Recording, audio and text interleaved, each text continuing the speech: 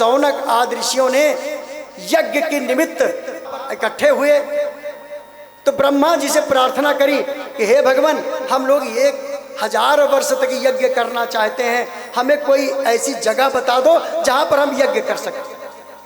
तो ब्रह्मा जी ने अपना एक मनस चक्र छोड़ा और वो चक्र घूमता घूमता घूमता नैमिषारण्य में गिरा।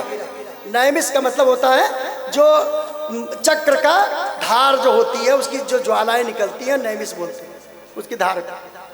आरण्य का मतलब जंगल। तो जिस जंगल में जाकर के वो चक्र गिरा उसी के नाम से नैमिषारण्य हुआ। और इस नैमिषारण्य की बड़ी विचित्र महिमा है। एक महिमा तो मैं आपको बता दिया कि मनस चक्र छोड़ा गया। यहाँ पर 88,000 ऋषियों ने संत समागम किया और 1000 वर्ष तक वहाँ पर तपस्या किया, यज्ञ किया। क्योंकि एक आध दो चीजें तो आपको पता होंगी, लेकिन आज मैं इतनी चीज बताऊंगा कि आप हैरान रह जाओगे कि इस धरती का सबसे पवित्र तीर्थ नैमिषारण्य है। वृंदावन तो ही है, वो भगवान का धाम है। अयोध्या राम जी का धाम है। काशी भगवान शिव जी का धाम है, वो पवित्र है। लेकिन कलयुग में नैमिषारण्य से बड़ा तीर्थ कोई नहीं है, आपको अवश्य जाना चाहिए। क्यों? अब मैं आपको बता रहा हूं। उसी नैमिषारण्य में जैसे 88,000 ऋषि मुनि जब इकट्ठा हुए, सत्यनारायण भगवान की कथा कितने लोग सुनते हैं भैया? बहुत सारे लोग सुनते हैं। आप उसमें आचार्य लोग बैठे हुए हैं, क्या कहते हैं? सूत जी ने वो कथा कही। पहली बार सत्यनारायण भगवान की कथा इसी नैमिषारण्य में हुई, जो आज घर घर में कही जाती है। एक बार प्रेम से नैमिषारण्य धाम की। और तीसरी विशेषता क्या है? व्यास जी महाराज ने 17 पुराणों की रचनाएं यहीं बैठ के किया, इसी नैमिषारण्य में। व्यास जी महाराज ने 17 पुराण यहाँ लिखे और उसके बाद उनको शांति नहीं मिली। तो नारद जी जब उनको मिले तो उन्होंने कहा कि व्यास जी, आप भगवान श्री कृष्ण के चरित्र को लिखिए। तब श्रीमद् भागवत लिखी गई। और वो ये श्रीमद् भागवत 18वां पुराण, जिसको पंचम वेद कहा गया, भगवान व्यास ने सरस्वती नदी किनारे जो माना गांव है, यहाँ भैया कितने गए? बद्रीनाथ धाम। बद्रीनाथ धाम कई लोग गए हैं, आप माना गांव गए होंगे। माना गांव में व्यास गुफा है, सरस्वती नदी के किनारे व्यास जी की गुफा है। वहां बैठ करके इस भागवत की रचना की। तो 17 पुराणों की रचनाएं व्यास जी ने कहाँ किया? नैमिषारण्य में। और वेदों के 4 भाग किए। वेद के 4 भाग किए, ऋग यजु साम और अथर्ववेद, ये चारों वेद का विभाग व्यास जी महाराज ने किया। और इसी नैमिषारण्य धाम में बैठ के किया, जहां आज भी उनकी व्यास गद्दी बनी हुई है, जिसको कि सभी लोग जाते हैं दर्शन करने। और बताइए नैमिषारण्य है कहाँ? पता है किसी को? कहाँ है? सीतापुर, यूपी में, उत्तर प्रदेश में सीतापुर और लखनऊ के बीच में।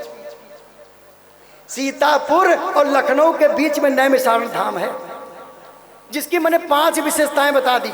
छठी विशेषता सुनिए। छठी विशेषता क्या है? महाराज तुलसीदास जी लिखते हैं कि तीरथ बर नैमिष विख्याता, अति पुनीत साधक सिद्धि दाता।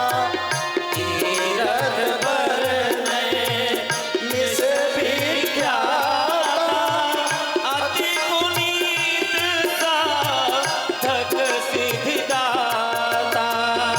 अति पुनीत साधक सिद्धि दाता। रामचरितमानस में आता है, इस भागवत कथा में भी है कि मनु और शतरूपा जी ने 23,000 वर्षों तक इसी नैमिषारण्य में गोमती नदी के किनारे तपस्या किया।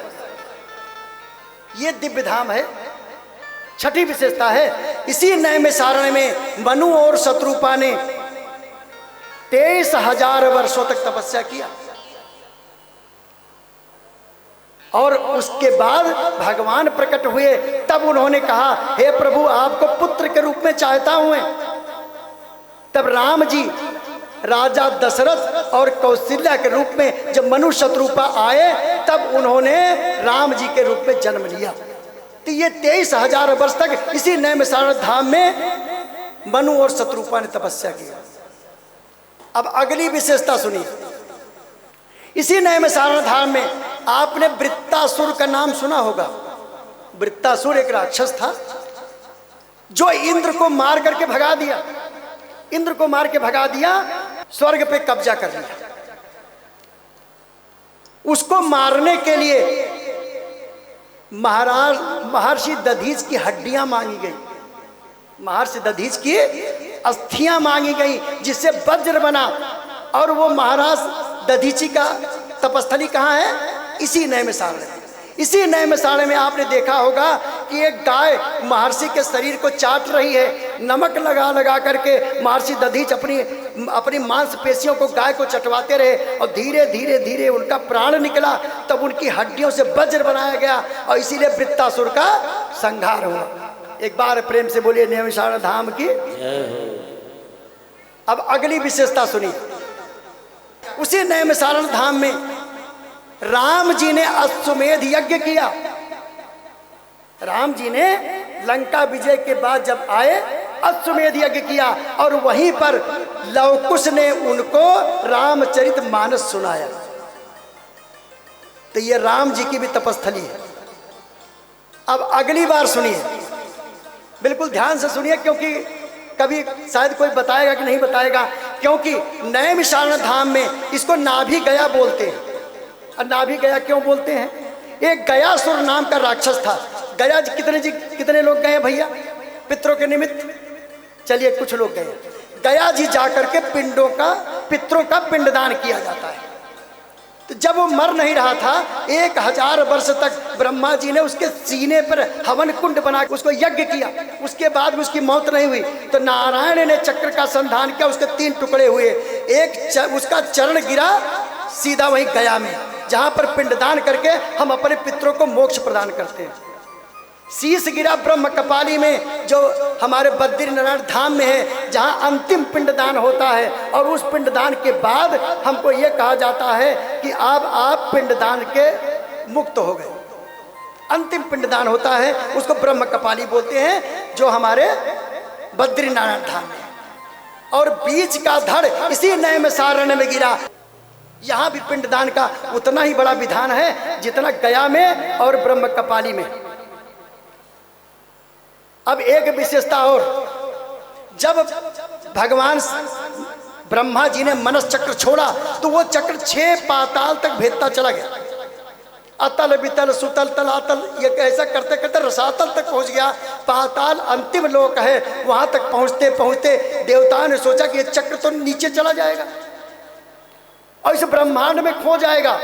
तब उन्होंने प्रार्थना की तो माता दुर्गा माता ने ललिता देवी का रूप धारण किया। अब आज ललिता देवी का मंदिर वहां बना हुआ है। 6ठे तल पे उन्होंने रोक दिया और ललिता देवी वहां पर आज भी विराजमान है। एक बार बोलिए ललिता मैया की जय। अब अंतिम विशेषता मेरे ख्याल 10वीं होगी, ये शायद 9 बता चुका हूं, 10। अंतिम विशेषता क्या है? जब राम रावण का युद्ध हो रहा था, राम और रावण का युद्ध हो रहा था, तो युद्ध के कुछ दिन पहले, रावण के मरने से पहले, रावण ने राम जी और लक्ष्मण जी का हरण किया और हरण करके पाताल लोक के लेके गया। जैसे आप लोगों ने काफी सुना होगा, देखा होगा, आप सीरियल देखते होंगे रामायण के, उसमें है रावण ने राम और लक्ष्मण का हरण किया और ले जाके काली माता की मूर्ति के सामने उनको बलि देने के लिए खड़ा कर दिया। हनुमान जी जाते हैं और गए तो उसका वध करके राम और लक्ष्मण को अपने कंधे पे बिठाया और इसी नैमिषारण्य धरती से पाताल फोड़ करके हनुमान जी वापस आए। एक बार हनुमान जी महाराज की तो ये पाताल फोड़ का आप देखिए, वहाँ हनुमान जी का मंदिर है और उनके कंधे पर राम और लक्ष्मण जी विराजमान है।